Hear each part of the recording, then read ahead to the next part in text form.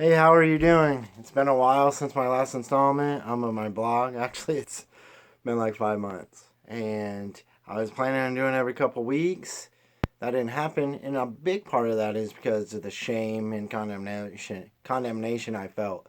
Um, the next subject I felt I was supposed to talk to is sin. And as you can imagine, it's almost an overwhelming topic to even start to discuss. Not only to maybe help others with theirs, but even to start to address mine in my own life and the places that some of the stuff that you shove down deep, or maybe even some of the stuff that you just maintain or you pass by.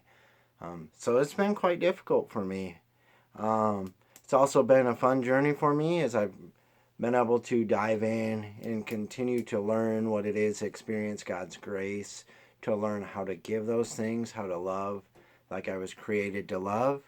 Um, so here I am.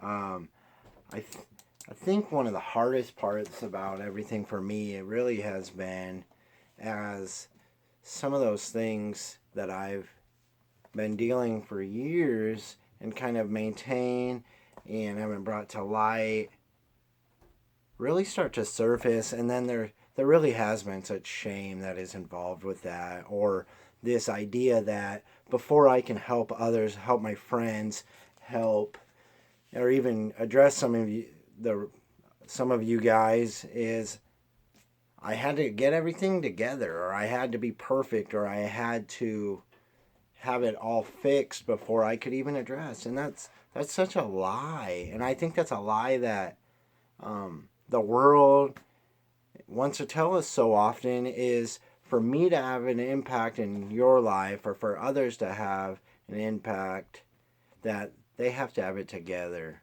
And that's so far from the truth. And in fact, I think when we walk and we're willing to walk with others in our brokenness and in our mess, that's when we really give life to others.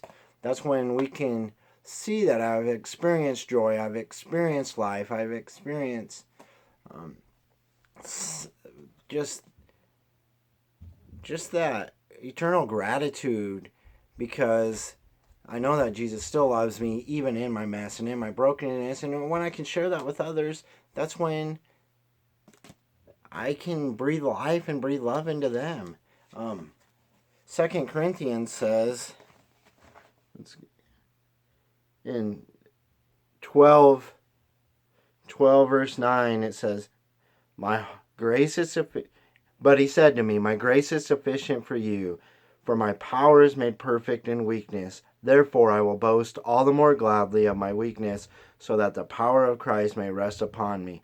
For the sake of Christ, then, I am content with weakness, insults, hardships, persecutions, and calamities, for when I am weak, then I am strong. I mean, I think it in a way of when, if a glass is full, really can't be filled up anymore, right? You can't put anything in there. And when I have finally start to admit, even as I grow in maturity and grow in some of the things in my spiritual journey, that I still am so far away and I can't do it on my own. And even in the things I am able to accomplish is through His power.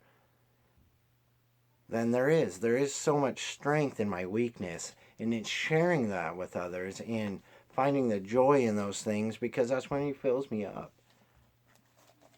It also goes on to say, Paul says in Romans 6:17, but thanks be to God that you were once slaves of sin, have become obedient from the heart to the standard of teaching to which you were committed, and having been set free from sin, have become slaves of righteousness. And to me, that gives so much freedom, because I have been set free from my sin. And in response, I was bought at a price. I'm a slave of righteousness. That is what I am committed to. That is what my heart is committed to. And that's when it starts to become alive. Not because of this set of rules that I need to follow, but because of the God who is good, a God that loves me, a God that died for me, is willing to show me and help me understand what brings true life to me, what brings true joy. He knows where I will thrive and when I will thrive. And so it has been so good for me to step into some of these things and get to understand and realize as I share with others, share my joy, share my passions, that's when I do start to come alive in my weakness and get to walk with others in that place. I'm so thankful that I even have an opportunity to get to talk to some of you guys. I have an opportunity to serve and to live out a life that hopefully I can open your eyes to maybe some of the opportunities that joy can be brought in some of those places of shame and some of those places of resentment, of condemnation.